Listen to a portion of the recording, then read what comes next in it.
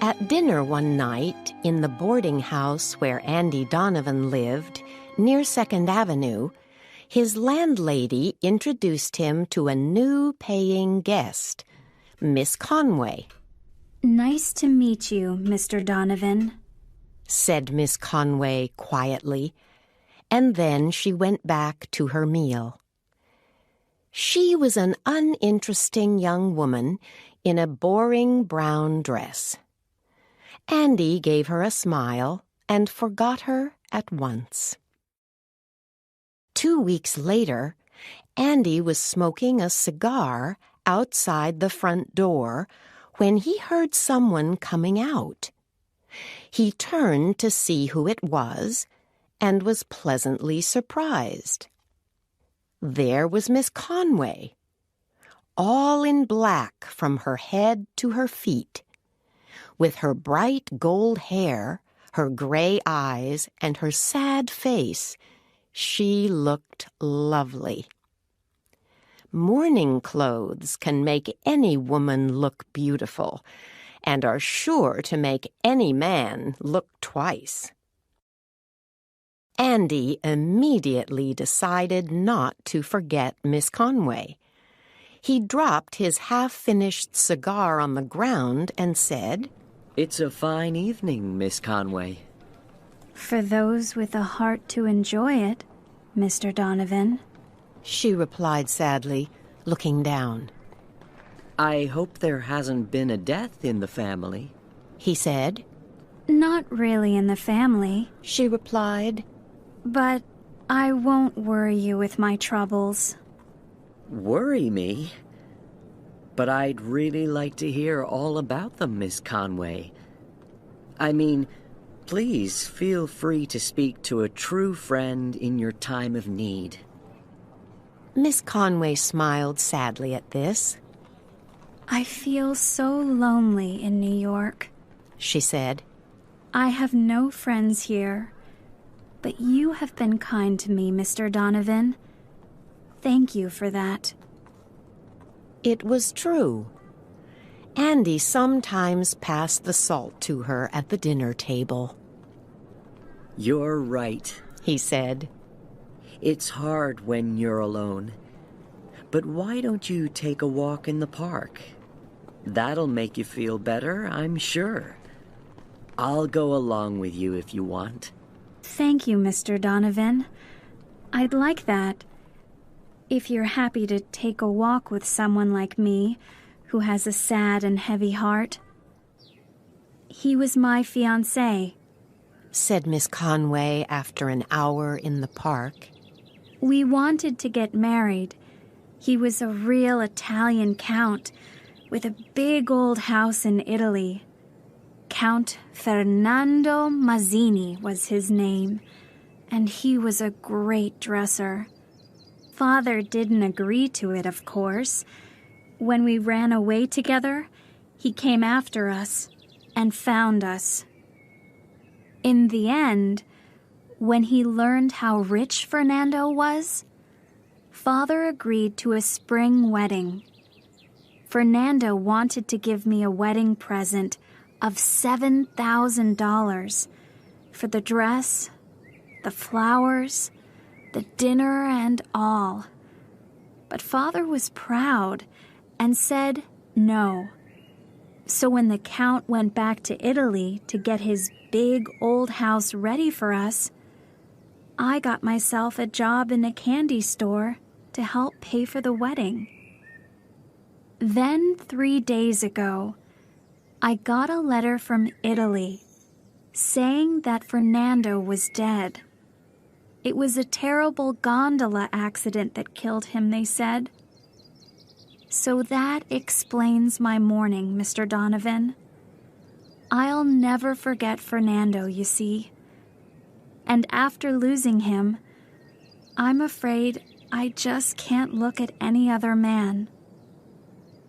"I'm really sorry for you," said Andy. "And I'm your true friend.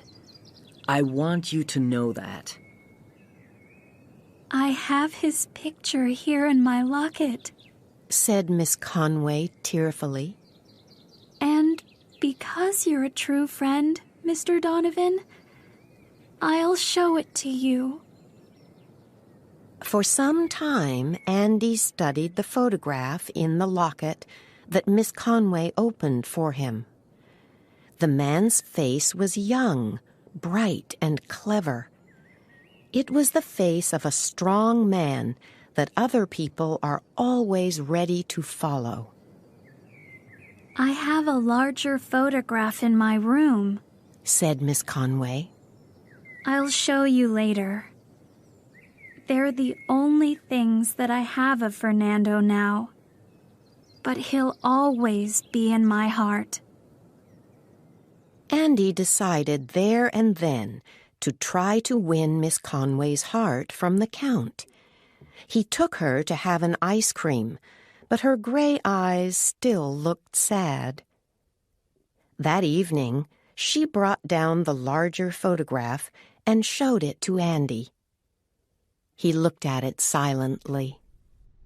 He gave this to me the night that he left for Italy, said Miss Conway.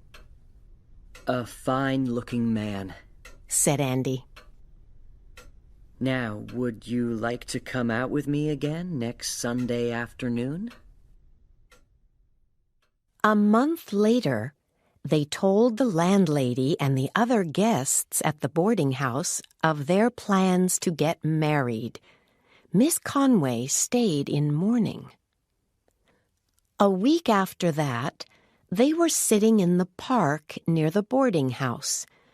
Andy's usually smiling face was dark with worry, and he was strangely silent.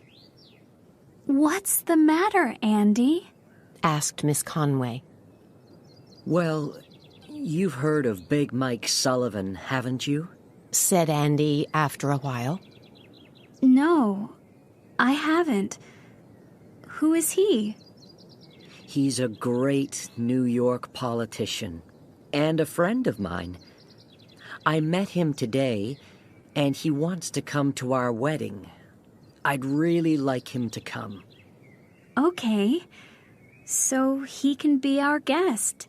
Right, but before we can have our wedding, I need to know something. Do you still prefer Count Mazzini over me? Suddenly, Miss Conway started crying. Oh, Andy, there never was a Count. All the other girls had boyfriends, but I didn't. And you know how good I look in black. So I bought a big photograph of a man that I didn't know at a photograph store, and got a small one too for my locket. Then I thought up the story of the Count's death and put on my black clothes. I'm just a big fake. And now you won't marry me because of it, I'm sure. And you're the only man that I've ever loved. Smiling, Andy took her in his arms. Do you still want to marry me after what I've done? She asked in surprise. Of course, he replied. You were very good to explain it all to me. Now we can forget the Count. There's nothing to stop us becoming man and wife. Andy, Miss Conway went on. Did you really think that my stories about the Count were true? Not really, he replied, taking out a cigar. Mostly because that photograph in your locket is of my friend, Mike Sullivan.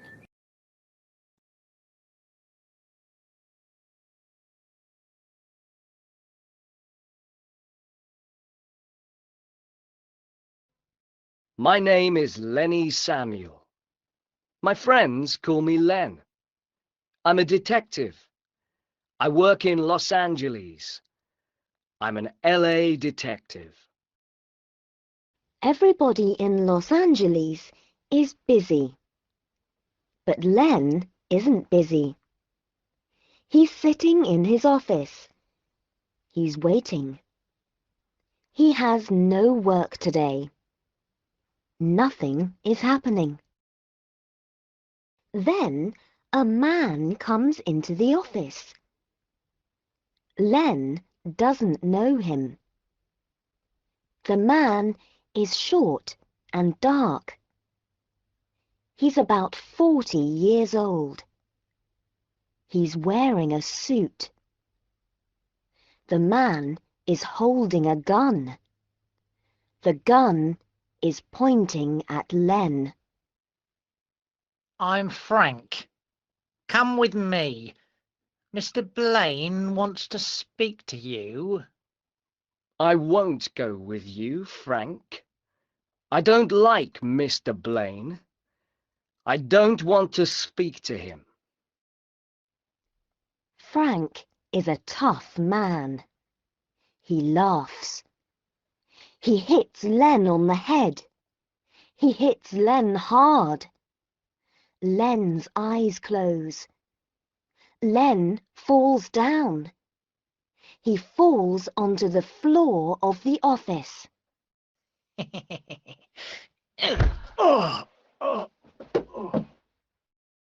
Len wakes up. He opens his eyes. He's sitting in a big chair. The room is very warm. There are lots of plants in the room. Where am I? Hello, Mr. Samuel. Welcome to my house. An old man is talking and smiling. He's Mr. Blaine. He's a very rich man. He's also a very bad man. You're going to help me, Mr. Samuel. You're going to find my daughter. Read these letters. Carmen is our prisoner. We want $100,000. Give us the money. Then Carmen will come home. Meet us on Tuesday at 2 p.m. Meet us at the bus station. The young ones. Father, help. Please give them the money. Carmen. Carmen is 18. She has long, dark hair. Her eyes are blue. She's beautiful. Mr. Blaine gives Len a photo. He says, I want Carmen back. Go to the bus station at 2 o'clock on Tuesday. Frank has the $100,000. He's going with you. Give the money to the young ones. Bring Carmen home. I'll pay you $1,000. Len says, I don't like you, Blaine. I don't want your money. But Carmen is in trouble. She needs help. I'll help her. It's 2 p.m. on Tuesday. Frank and Len are at the bus station. Frank has $100,000 in a bag. Large buses are going in and out of the bus station. There are lots of people. But Len can't see Carmen. Frank and Len wait. Then they see Carmen. She's standing by a bus. A young man is with her. The young man is holding Carmen's arm. Hello. Are you Carmen Blaine? I'm working for your father. Who are you? I'm from the young ones. Where's the money? Here it is. Frank opens the bag. The young man sees the money. The young man lets go of Carmen's arm. Len holds Carmen's arm. Frank gives the bag of money to the young man. Suddenly, Carmen bites Len's hand. Len lets go of Carmen's arm. Ah!